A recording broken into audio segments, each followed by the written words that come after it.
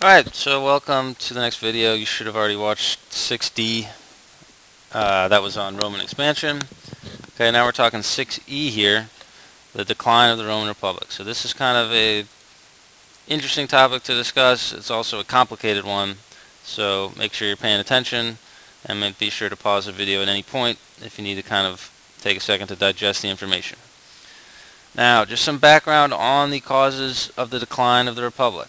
Okay, so we have an increasing gap between rich people and poor people. Okay, so this leads to a growing discontent. Okay, discontent means anger among the lower classes. Okay, so anytime you see rich and poor, that gap become too big.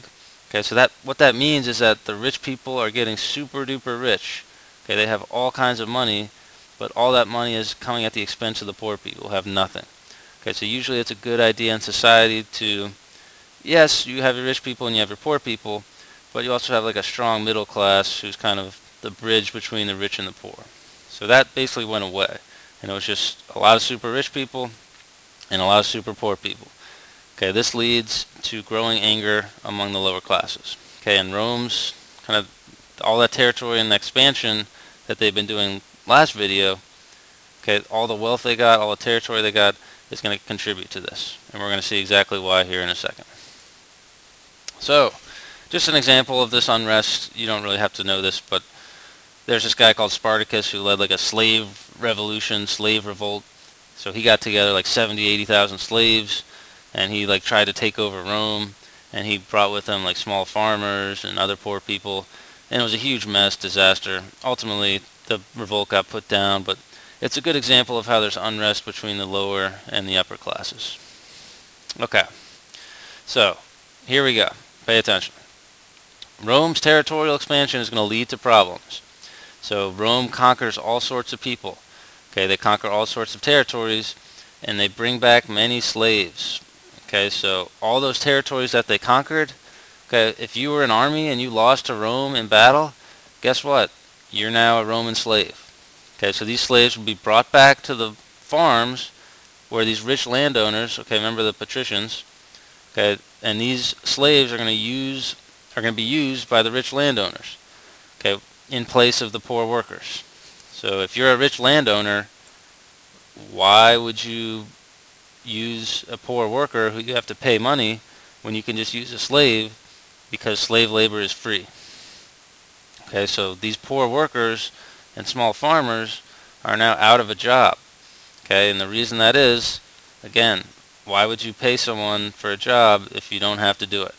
Okay, so the slaves don't have to be paid, so it's much preferable for these landowners to use them instead of paying for the workers. Okay, so that needs to make sense to you right now. Okay, so this would be an example of the Roman farm.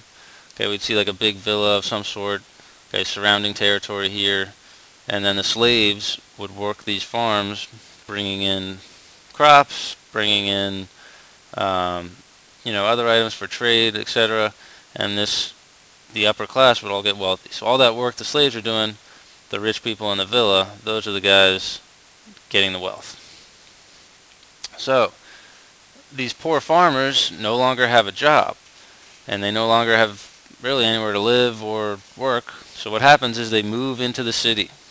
Okay, so they move into Rome, they'll move into other big cities, and this leads to kind of cities that now have big masses of people that need jobs, that need places to live, and it's just a mess. Okay, so these cities become overcrowded with unemployed poor people who are looking for work. Okay, so again, unemployment, that's a term you hear thrown around a lot. So if you don't know what it means that you don't have a job. So the rise in the use of slaves on farms will lead to the migration of these farmers into the cities, and then these cities becoming overcrowded with people. So this is an example of kind of like a Roman mob. Okay, we see like the Roman architecture here, and we definitely know this is Rome, but these kind of lower class people would get upset. Occasionally they would need food, they would need money, etc., and they would basically just riot for it. Okay, it happened. So another reason that the Republic declined, okay, was because it was having money problems. So it was having problems paying its soldiers, basically. Okay, so the solution was called currency devaluation. Okay, so it's not a good thing. So what this means is, it's a complicated term, but it means that the leaders in the government intentionally decreased the amount of the gold and the silver in each coin. Okay, so that people could now print off more coins and pay more people. So for example, this is a coin, right? Okay, and this is 100% silver. So what they would do, the Romans would take the same amount of silver, so they would take the coin and they would basically say, well, now we're only going to put 50% silver in here. So this half will be silver, and then we'll put another metal in, and then we'll use that silver to create another coin. Okay, so now we have two coins, but the same amount of silver. So we've made more money for ourselves, but each coin, each money, has less value, so the value goes down.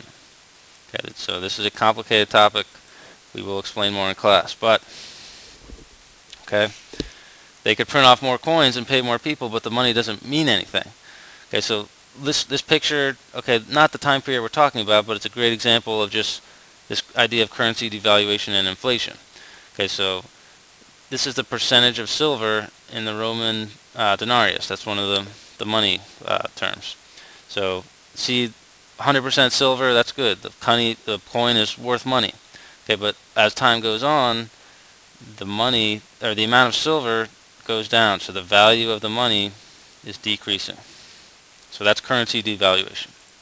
Okay, now inflation. Okay, that's going to lead. Inflation means you have a lot of money, but it's not worth anything. Okay, so on your notes where it says what is inflation, okay, this means there's a huge supply of money, but because there's so much of it, the money's not valuable. Alright, so these overseas conquests of Rome, okay, remember we said expansion ended up being a problem, and here's why. They bring back lots of gold and silver, okay, and they're bringing back so much gold and silver that the amount of money in circulation is kind of so great that it's bringing the value of the money down. So they're bringing in lots of money, but they're devaluing the currency while they do it, and this is going to lead to inflation. So this is why you just can't print off money. Okay, so people say, oh, why can't we just print off money? The problem is, if there's so much of it and you're printing it off, then the money doesn't mean anything anymore. Okay? So if there's less of something, it is more valuable. But if there's more of something, it's less valuable. So take a second to think about that, and that's kind of inflation in a nutshell. So again, this is a complicated economic kind of process. Okay, there's economic, theorists who kind of still don't understand this idea. So make sure you ask a question in class if you're not sure about this. So this is just an example. This actually came from Germany before World War II, but the idea was they were printing off money, and there was a big period of inflation, so look at all this money. That's a whole lot of money, right? Well, the problem is it doesn't mean anything, because if you're just printing off money, then the money has no value. So again, if you're devaluing the currency by taking out the amount of silver, yeah, you have more of it, you have more silver coins, but they don't mean anything anymore because they're not valuable. So, more problems with overexpansion. Okay, as soldiers spend all their time fighting overseas, this is key, they develop loyalty to the generals. Okay, so Caesar's men would be loyal to Caesar. Mark Antony's men would be loyal to Mark Antony. Pompey's men would be loyal to Pompey. Okay, so these soldiers develop loyalty to the generals instead of the state. So the state means just Rome. Instead of like the Roman Republic, they develop loyalty to their generals.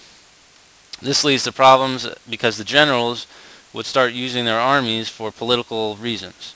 Okay, so they would, try and thwart the Republic by, moving and manipulating their army and threatening people with their huge armies. Okay, so this happens with the guy known as Julius Caesar, who you're going to learn about more in your next video, but he fights a civil war that ultimately leads to the downfall of the Republic. So these kind of soldiers who have developed loyalty to generals instead of the state, okay, these guys fight wars, and they're going to contribute at least to the downfall of the Republic. Alright, so that's your 6E notes. Thanks for watching. So you should have 6D and 6E done. And make sure you ask any questions. Obviously, complicated topic.